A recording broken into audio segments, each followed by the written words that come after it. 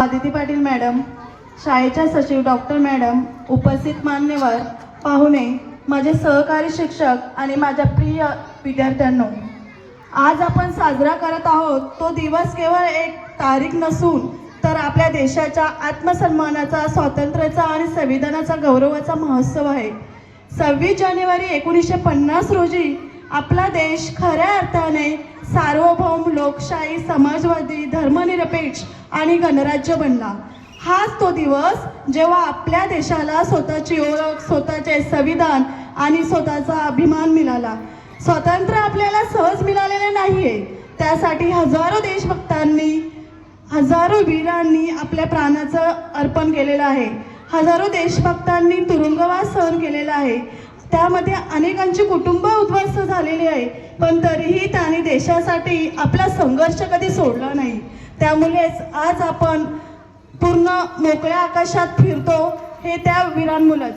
Bhagat Singh, Rajguru, Sukhdev, Mahatma Gandhi, doctor Babasaheb Ambedkar, Subhashchandra Bose, Sardar Patel अशा असंख्य थोर व्यक्तीमुळेच आज आपण मोकळ्या आकाशाखाली तिरंग्याच्या सन्मानात उभे आहोत. डॉक्टर बाबासाहेब आंबेडकरांनी दिलेले संविधान म्हणजे आपल्या देशाचा आधारस्तंभ आहे. हे संविधान आपल्याला समानता, स्वतंत्रता, बंधुता आणि न्याय शिकवते. कोणताही नागरिक मोठा किंवा लहान नाही, श्रीमंत किंवा गरीब नाही, सर्वजण समान आहोत. हीच आपल्या गणराज्याची खरी ताकद आहे. विद्यार्थ्यांनो, तुम्ही भारताचे भविष्य आहात. आजचा विद्यार्थी म्हणजे उद्याचा शास्त्रज्ञ, सैनिक, डॉक्टर, शिक्षक, प्रशासक आणि देशाचा नेता आहे. देशाला पुढे नेण्याची जबाबदारी सर्वस्वी तुमच्या खांद्यावर आहे. अभ्यासात प्रामाणिकपणा, जीवनात शिस्त, मनात देशप्रेम आणि कृतीत जबाबदारी ठेवा. मोबाईल, सोशल मीडिया, करमणूक या सगळ्या गोष्टी तुमच्या आयुष्यात असतीलच, पण त्यावर मात करून तुमचं ध्येय हे मोठं ठेवा. आपण फक्त तिरंगा फडकून देशभक्ती दाखवत नाहीये, तर शिस्त पाळून, प्रामाणिक काम करून, स्वच्छता राखून, इतरांचा आदर करून आणि समाजासाठी काही चांगले करून खरी देशभक्ती करतो. शिक्षक म्हणून आम्ही फक्त पुस्तकी ज्ञान देत नाहीये, तुम्हाला चांगला माणूस बनवण्याचा प्रयत्न करतो. कारण चांगला नागरिक तयार झाला तरच आपला देश खऱ्या अर्थाने मजबूत होईल.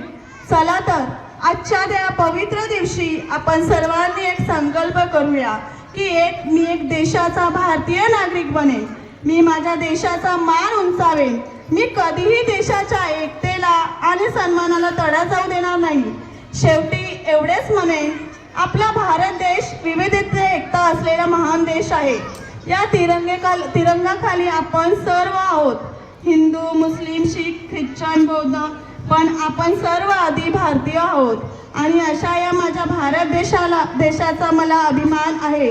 आज या 77व्या प्रजासत्ताक दिनानिमित्त सर्वांना तुम्हाला शुभेच्छा.